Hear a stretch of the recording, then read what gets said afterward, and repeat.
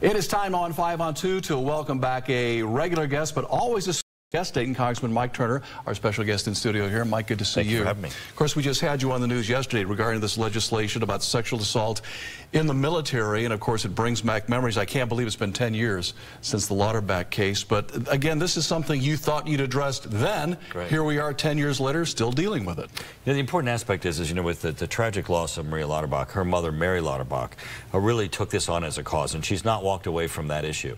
And even today, we find ways in which the Department of Defense is not doing what they're supposed to be doing. You know, here we had passed a law that said that if you're a victim of sexual assault, you should have an expedited transfer, which if Maria Lauterbach had had that available to her, it would have saved her life. Correct.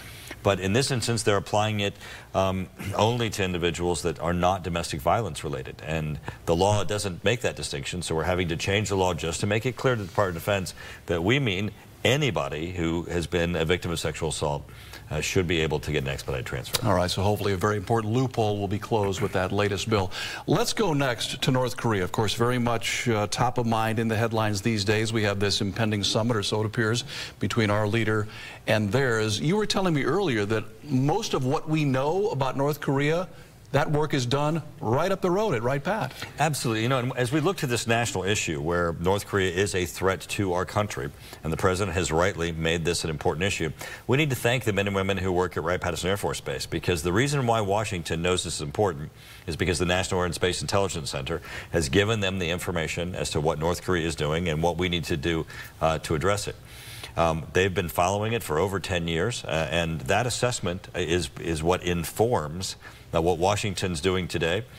So as we look to that international news story of North and South Korea, it has a Dayton connection, and a big thank you needs to go to the men and women in uniform and the men and women who are not in uniform who work at Wright-Patterson Air Force Base. Well, there's always a Dayton.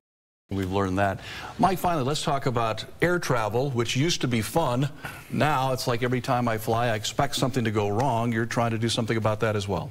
Right. So after we saw the United passenger, Dr. Dow, that was dragged off of the airplane, literally, who had a ticket for his seat, and a United crew member was put in his place, I dropped a bill called the HOP Act. It was hands-off passengers that said if you get in a seat, you would not be able to be removed by the airline. A form of that was just placed in the FAA bill that we passed last week, so it came out of the House. And now it says that if you're in a seat, you have a ticket, you can't be removed just to be bumped for someone else, whether it's an airline employee or another passenger.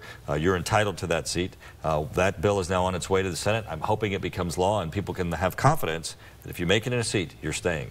Could have been also called the Dr. Dow Act. Absolutely, absolutely. Yeah, we all can think of that footage and really how traumatic and upsetting that was to everyone. Yeah, I'm surprised he doesn't own that airline at this point. Mike Turner, good to see you. Thank you for having me. You're welcome anytime. Appreciate it.